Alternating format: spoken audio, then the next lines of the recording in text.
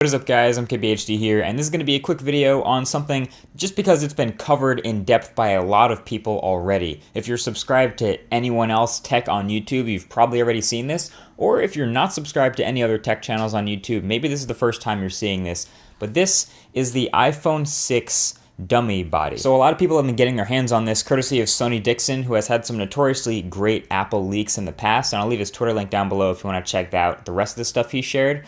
But this is supposed to be our first look at the body, shape, and size of the iPhone 6. But what it really is the dummy phone that a lot of the case manufacturers will use to create and start producing their iPhone 6 cases before the phone has actually been announced. So this is basically made up of all your rumors, all of your speculation, all of the things we know about the parts of the next iPhone to give a general idea of the shape and size, the extreme thinness of this new phone. So for the rounded edges, this is just something about the design I've noticed since I've had it. It's a departure from all the iPhones we've had since the iPhone 4. The one right before it, the iPhone 3GS, was when it was last curved. And I'm not the first to say it, but this new dummy really reminds me of the HTC One M8 at a glance. And I've talked a lot about how the M8 feels in the hand thanks to its metal body and the roundness in the full review.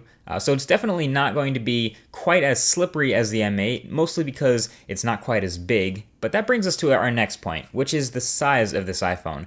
Like I said, this is a big iPhone, the biggest phone Apple will ever make. This dummy sports a 4.7-inch display, and there are a whole ton more rumors that support this and a 1704 by 960 resolution. Here it is next to the iPhone 5S, which has a 4-inch display, and you can see not only is it taller, but it's a bit wider too. It's definitely a much bigger phone than Apple has ever made. I'm actually finding the bezels seem to be kind of big compared to a lot of other phones out now. It makes it look a little ugly, but even the other iPhones have smaller bezels than this. The Moto X is a pretty popular Android phone. This also has a 4.7-inch display, but you can see it's much smaller than the iPhone 6 dummy and not nearly as tall. Of course, it doesn't need to make room on the front for a home button, but I feel like the iPhone has some pretty big bezels for the display you're getting.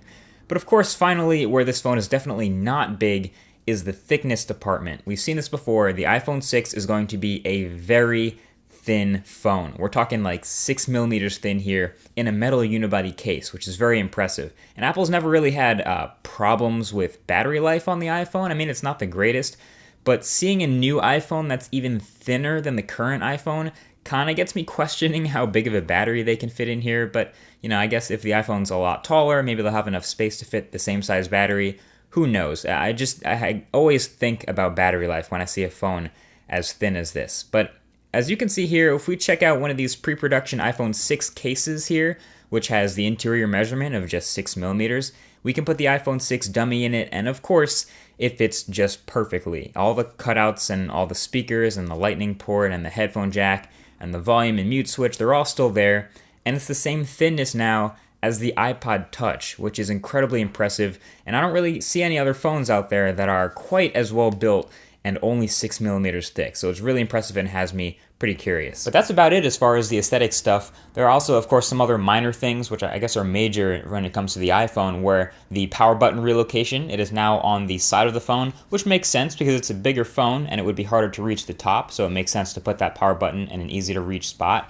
But other than that, nothing else really all that exciting about the new iPhone 6 dummy. Apple could, of course, surprise us and have some other crazy new features or hardware stuff, but this is about as good a look as we're going to get at the iPhone 6 right now. What I find most interesting is actually the way people react to it. So I'm gonna jump this right back at you guys.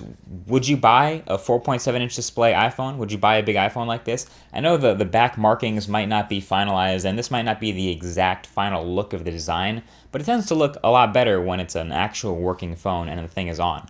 I'm also going to leave a link to Your Average Consumer's video where he actually went out and showed people the iPhone 6 dummy and asked, hey, would you buy this if this was the next iPhone? And he got some pretty interesting answers. So I'll leave that link right below the like button. Check out that video.